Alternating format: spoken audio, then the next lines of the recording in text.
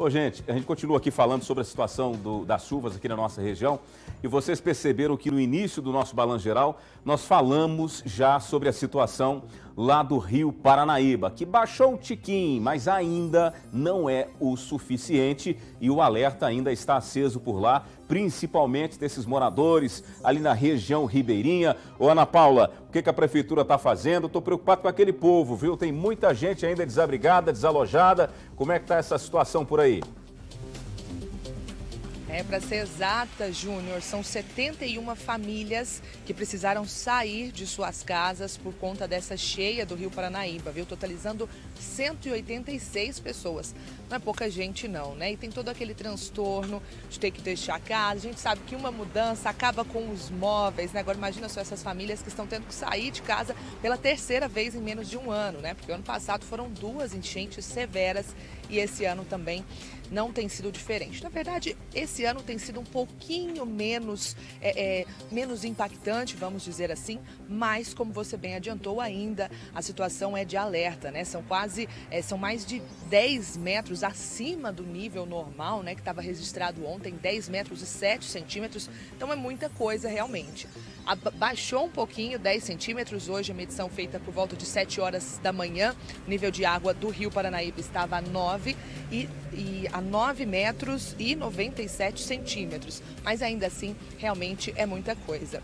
Júnior, essas famílias, essas 71 famílias desalojadas, algumas foram para casas de familiares, outras tiveram que alugar imóveis aqui na parte mais alta da cidade e 10 famílias estão desabrigadas, ou seja, não tinham para onde ir. Então o município improvisou algumas escolas, 2 escolas estaduais aqui de Patos de Minas para receber essas famílias. Então 5 estão na escola estadual Ilídio Caixeta de Melo e 5 estão na escola estadual Santa Terezinha, que fica até aqui nessa avenida onde a gente está, na Avenida Paranaíba. Então essas pessoas estão recebendo toda a assistência do município e também da Defesa Civil do Estado.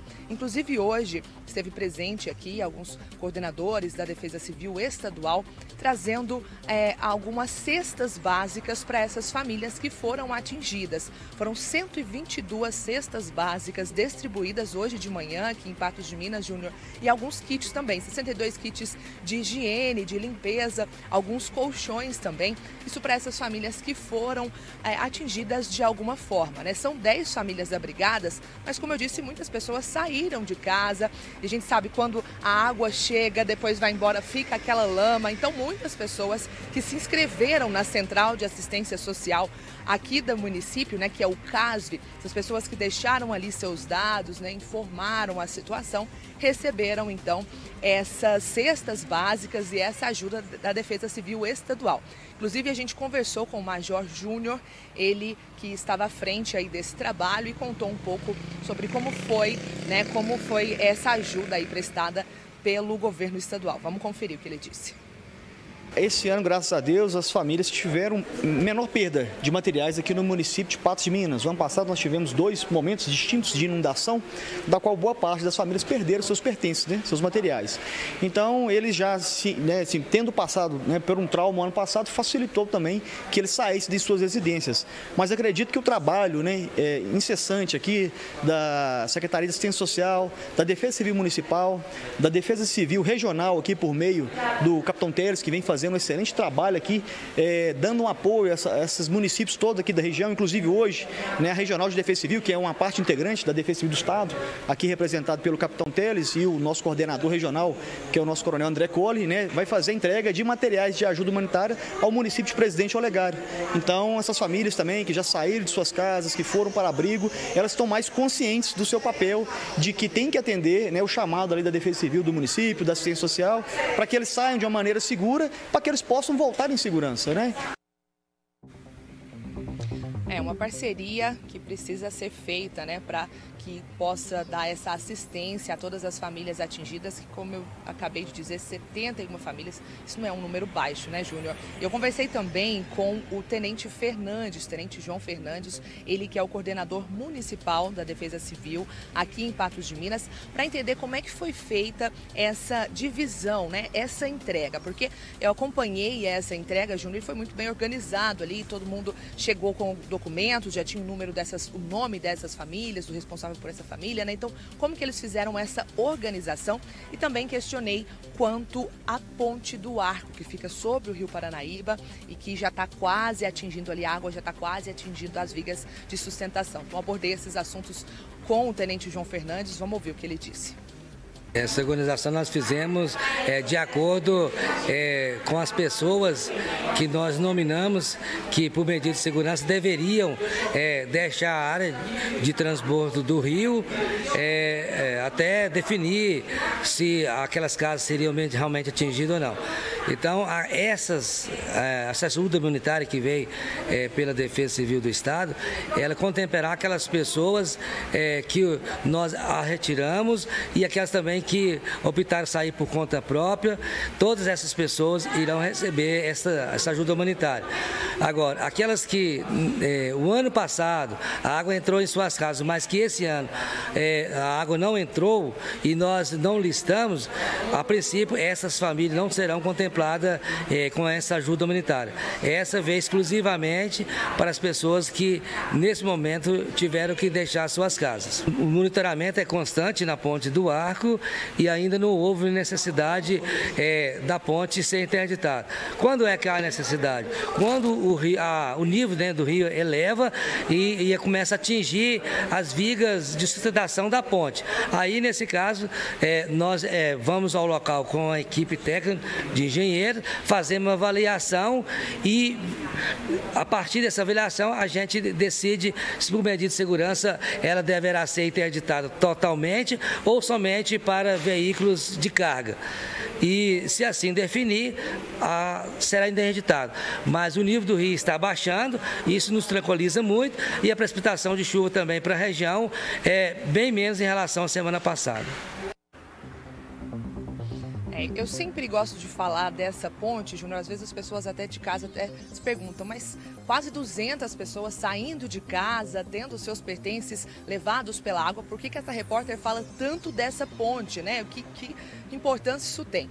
Ano passado, essa ponte foi interditada, Júnior, a água chegou a tampar a ponte e a questão é que, a partir do momento que a água tampa a ponte, um outro bairro é atingido, ou seja, várias outras casas são atingidas ali no bairro Nossa Senhora Aparecida, e essa ponte ela liga Patos de Minas, a BR-365, a vários outros distritos importantes aqui de Patos de Minas. Ali também, inclusive, passam os caminhões da coleta de lixo. Então, é de fato uma dor de cabeça, viu, quando essa ponte é interditada, e também é o ápice do problema, né? Quando chega a cobrir essa ponte, aqui já passou de 12 metros acima do normal, né, do nível de água. Então, por isso, o monitoramento ali está sendo tão intenso, por isso eu sempre repito como é que está ali a situação, né?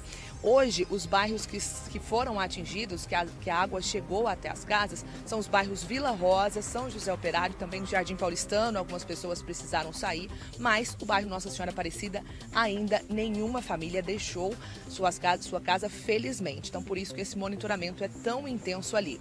Mas como o Tenente Fernandes falou, né, o cenário é mais otimista, a previsão de chuva para essa semana não é tão intensa, então a gente espera que agora as nossas notícias sejam apenas falando que baixou o nível de água, que muito em breve essas famílias vão retornar para casa. Nessa situação aqui de Patos de Minas, mas a gente também sabe que vários outros municípios do nosso estado foram atingidos. Também questionei isso com o supervisor, o coordenador, né, da Defesa Civil Estadual, com quem eu estive hoje de manhã, e ele falou um pouco também como é que está a situação dos outros municípios de Minas Gerais. Vamos acompanhar. O governo de Minas Gerais, sensibilizado com a situação dos municípios nesse período chuvoso, da qual, né, boa parte das cidades mineiras elas são afetadas, envia equipe de respostas, né, a esses municípios para poder dar um suporte, um apoio técnico para a decretação de situação de emergência ou calamidade pública, bem como para poder ajudar o município a montar um sistema de comando e operações para poder dar uma melhor resposta à comunidade, de forma a que todos os serviços essenciais da comunidade sejam devolvidos a essa população.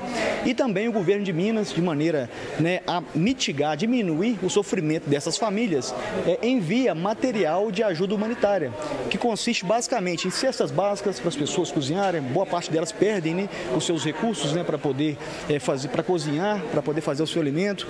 A gente envia kits de higiene pessoal para a pessoa fazer a sua asepsia, kits de limpeza, porque boa parte dessas casas elas são inundadas, então nós precisamos devolver a casa a essa pessoa, uma casa de maneira que, de forma a vigilância sanitária, aprovar o retorno dessas famílias. Os municípios nesse período de dezembro e janeiro, sabidamente, né, a gente sofre bastante com os efeitos da chuva, mas o Estado ele se preparou para esse momento, né, imaginando que isso poderia acontecer. Então a Defesa Civil do Estado planejou o registro de preço, fez aquisição de materiais de ajuda humanitária, tem contato com o apoio do governo federal, da Secretaria Nacional de Defesa Civil, que também enviou recursos orçamentários para que a gente possa aumentar as nossas aquisições, né, juntamente com o orçamento do governo, para que a gente possa melhor atender essas famílias afetadas.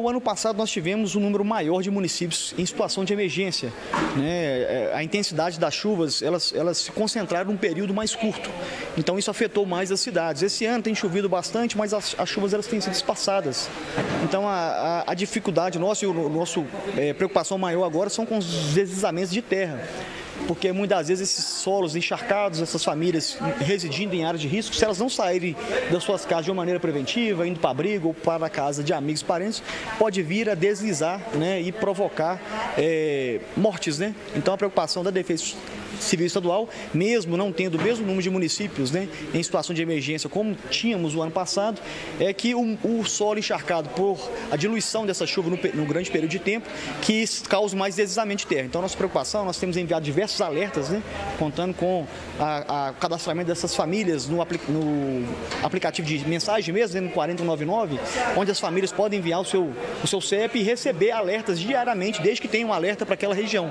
Então, nós concitamos, né, as famílias, as pessoas, a cadastrar o seu telefone e seu CEP, mandando a mensagem de SMS para o número 4099, cadastrando o seu CEP, que aí ele passa a receber diariamente, né, quando tem, né, o relato ali, né, a mensagem de alerta para aquela residência, para aquela família.